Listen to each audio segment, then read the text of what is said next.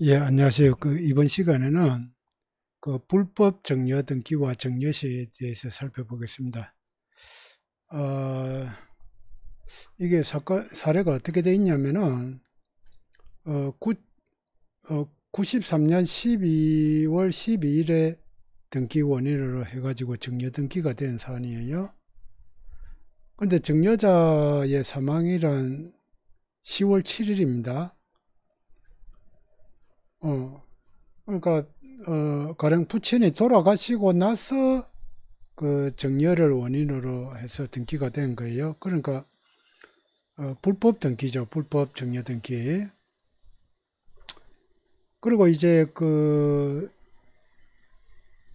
이 그러니까 이 장남이, 그러니까 아버지 돌아가시고 나서 장남이 아버지 돌아가신 이후에 정려 계약을 작성해가 정려 등기를 한 거예요.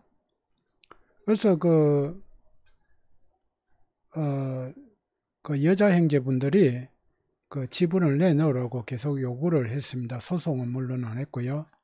그래서 이제 2018년도 7월에 와서 여자 형제 3인에게 각각 1억씩 지급하겠다고 공정증서를 작성해 준 거예요. 그리고 19년에 여자 형제 1인에게 각각 1억 원을 하여튼 준 거예요.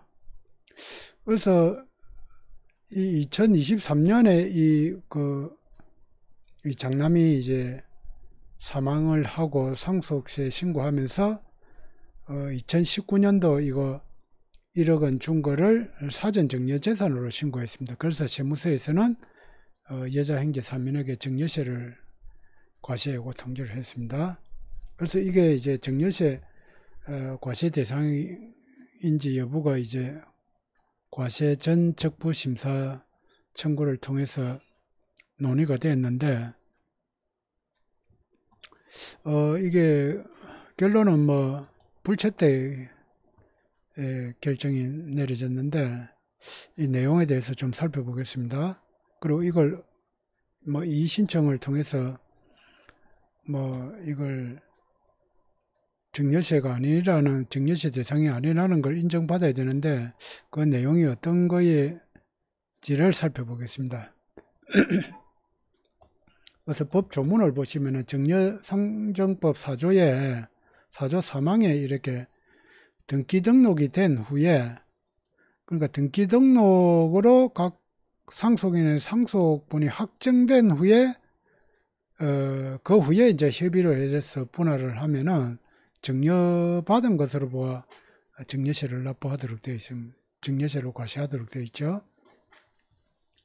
근데 이제 정당한 사유가 있는 거는 괜찮고, 정당한 사유라는 거는 상속 회복 청구에서 또는 채권자 대의권에 의해서 이제 상속인의 의지와 무관하게 법정 지분대로 등기되었다가 새로 분할하는 거, 그리고 물납 신청했다가 물납 신청이 안 받아들여지 가지고 새로 등기하는 거, 이런 거는 예외적으로 봐주는데, 본 케이스는 그런 케이스에는 해당이 안 됩니다. 이 납세자는 왜 이렇게 주장을 했고, 과세관청은 어떻게 이게 정려라고 과세를 하느냐. 그래서 과세관청의 정려가 정당하다는 거에 근거는 이렇습니다. 이게 불법 정려 등기로 얼핏 보이기는 하지만은 원인 무효임이 입증되었다고 보기로 어렵다. 그러니까 이제 돌아가신 날 이후에 정려로 됐으니까 얼핏 보기에 이게 불법 원인이 안 맞죠. 일반적으로 보기에 원인 무효라고 보이는데, 그러나 등기부라는 거는 지금 현재의 사실 상태를 나타나는 거지, 그게 앞에 원인이 어찌됐든지, 등기가 추정력이 있잖아요. 모든 게 정당하게 됐다는 거를. 그러니까 그거를 이의를 지금 소송을 통해서 이의를 주장하지 않으니까, 원인 무효라고 입증되었다고 보기 어렵다. 그러니까 법원에서 어떤 원인 무효라고 판결이 내려졌으면 모르겠는데, 그게 아니니까 원인 무효라고 단정이 안 된다는 거죠. 그 다음에 30년이 지난 지금까지 유류분 소송이라든지 상속회복 청구 소송 등을 하지 않았기 때문에 이미 확정이 되었다. 그래서 이게 확정됐다고 보는 거예요. 확정되고 나서 이렇게 또 1억 원씩 받았으니까 이 증여가 맞다. 그리고 이 1억 원 지급한 거는 가족 화합을 위한 도의적 차원에서 지급한 거지 상속 재산을 분배한 것이 아니다. 이런 식으로 결론 내가지고 과세 예고한 거는 정당하다. 뭐 그런 식으로 해가 지금 이제 고지가 나올 거예요. 근데 납세자 측에서는 어떤 주장을 했냐? 아까 전에 요것처럼 상속분이 확정되지 않았다. 우리는 그래서 이 상속분이 확정된 게 아니기 때문에 우리가 지금 이때 1억 원씩 받은 거지. 이 상속분이 확정되었으면 지금 30년 지나서 1억 원을 받을 이유가 없다는 거죠. 그래서 확정되지 않았으므로 과세 대상이 아니다.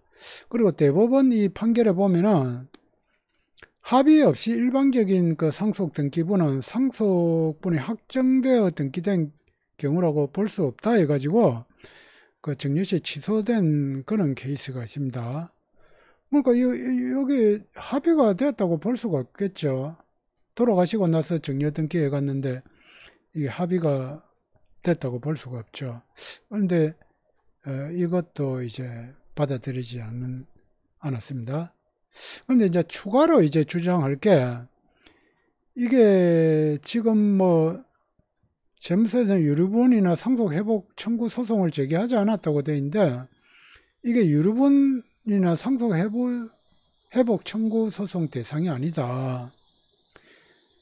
유류분 이거 청구하려고 뭐 증여를 해가야 되는데 이게 증여가 아니잖아요. 돌아가시고 나서 그 증여 계약서는 했지만은 그 돌아가신 사람이 증여를 할 수 없으니까 증여를 한 적이 없고 또 상속 등기가 아니 이게 지금 증여로 어쨌든 간에 또 등기는 증여로 되어 있으니까 상속 등기는 아니다. 그래서 이거는 원인 무효의 등기다. 원인 자체가 없는 등기죠. 원인 무효의 등기니까 이런 상속 회복 청구 대상도 아니고 유류분 대상도 아니다. 그래서 지금 이제 대책이 지금이라도 소유권에 기한 그러니까 이게 원인 무효의 등기니까 진정명의 회복 청구가 가능한 것으로 판단이 된다. 그리고 이 소송을 왜 안 했냐 하니까 가족 화합을 위해서 소송을 거치지 아니하였을 뿐 상속 재산을 분배한 것이다. 그러니까 상속 재산을 분배한 것이지 증여받은 것이 아니다. 그리고 18년도에 공정증서에는 또 요 상속 지분에 대해서 1억 원 준다고 이렇게 공정증서가 되어 있습니다. 그래서 상속 지분, 근데 이것도 뭐 세무서에서는 뭐 별로 생각을 하지 않더라고요. 그래서 그러면 왜 이게 상속 회복 청구 소송 대상이 아니냐? 그걸 보니까 일단은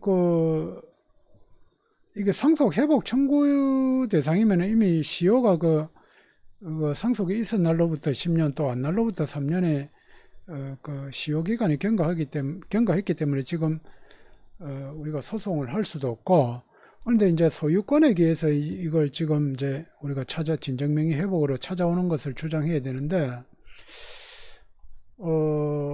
그래서 소유권을 회복하려고 보니까 이게 그 상대편 쪽에서 지금 현재 그 상속인 입장 쪽에서 뭐 자기들은 뭐 어쨌든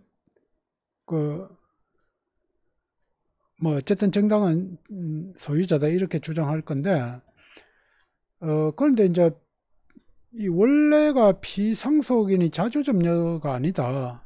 그러니까 자주점유라는 거는 소유의 의사로 이제 하는 건데 소유의 의사로서 점유하는 건데 이 소유의 의사냐 아니냐 그거는 이제 점유 권한이 있느냐 없느냐 그거를 가지고 판단해야 되기 때문에 이 점유 권한이 전혀 없잖아요. 지금 돌아가시고 나서 증여를 받았기 때문에 그래서 자주점유 의사가 아니므로 점유취득 시효 그러니까 이 상속인들이 점유취득 앞에 이제 피상속인이 점유취득 시효 그러니까 시효취득했다 이렇게 주장할 수 있는데 그거는 자주점유가 아니기 때문에 우리는 시효취득할 수 없다 그렇게 이제 주장하고 그리고 등기부 취득 시효를 주장할 수도 있는데 이것도 자주점유 의사가 있어야 됩니다.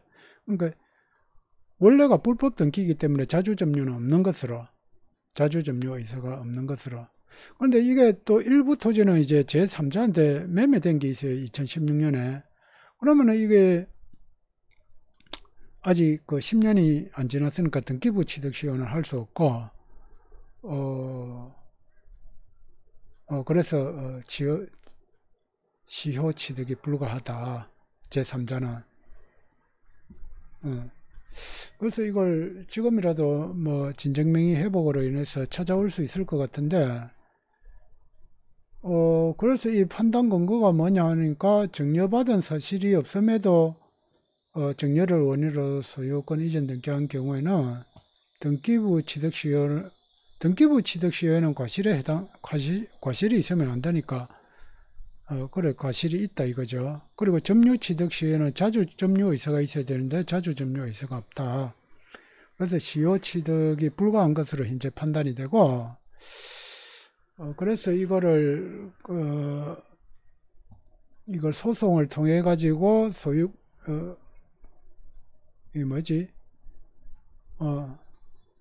진정명의 회복을 인한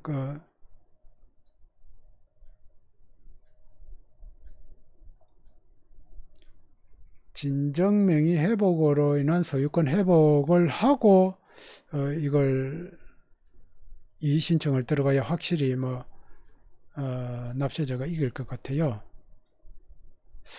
아무튼 이 판단 근거는 민법하고 이 대법원 판례에 의해서 이렇게 결론을 내렸는데, 이게 좀 애매한 사항이긴 한데, 그런데 이제 세무서에서도 이 말이 전혀 틀렸다고 볼 수는 없죠. 원인무효 이미 법적으로 판단이 되는데 현재 법적으로 판단이 안 돼 있고, 그리고 이 30년치는 진정명의 회복이든 뭐든 진행을 했어야지. 지금 30년까지